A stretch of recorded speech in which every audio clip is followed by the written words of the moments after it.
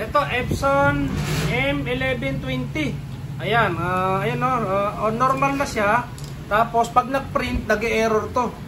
Ayan, saksak namin sa USB kasi nag-print kami. Makikita nyo, magpo-blink na yan, mga yan. Magpo-print tayo. Print tayo dyan, ayan. Ayan, kita nyo, tumigil na doon. Tapos, yan. Narinig nyo yung ano? Ayan, kaya yan, ayusin natin mga ka-JJR. Bibidyo namin. Ayan. Ayos mo na ba?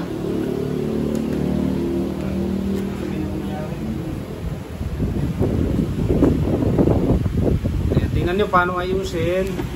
Patay nyo muna para kapag inurong nyo yung ano, yung head ay hindi lumaban. Ayan. Ayan, di ba? Madali yung arong kasi ano, pinatay nyo muna. Ayan. Punasan nyo lang ng cleaning solution yung sa sensor. Ayan. Kasi baka tinamaan ng ink yan. Ayan. Tapos on nyo ulit. Ayan, on nyo.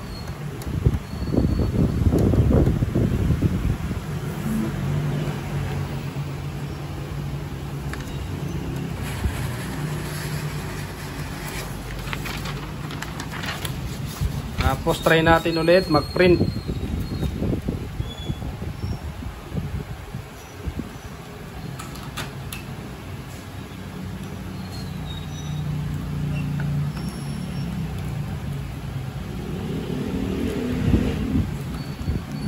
Ang lalabas nito paper jam, no?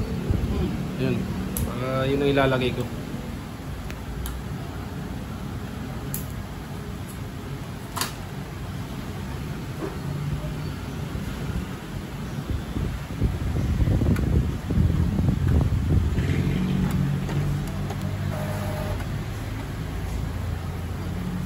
Wait lang natin, initialize lang, tapos mag-try tayong mag-print.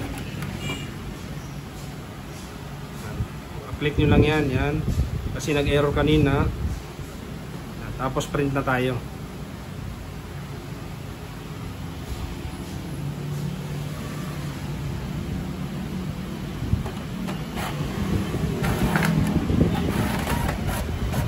Yan, wala na, di ba? Dire-diretso na. Oh, yan, ganun lang. Paano gawin yun mga ka-JJR? Yun, yung ano, kung nakatulong sa inyo yung video, huwag niyo pong kalimutan i-like. Tapos ito, may bagong Epson to, black only. Mayroon tayong receiver nito. Kaya kung gusto niyo bumili ng receiver, mayroon din po tayo dyan. Lalagay ko dyan yung link. Kaya, ayan, di ba mga JJR? Napaka-sulit. Doon lang yung gagawin natin. Kaya walang, hindi niyo buksan-buksan dyan. Kaya yun, maraming salamat.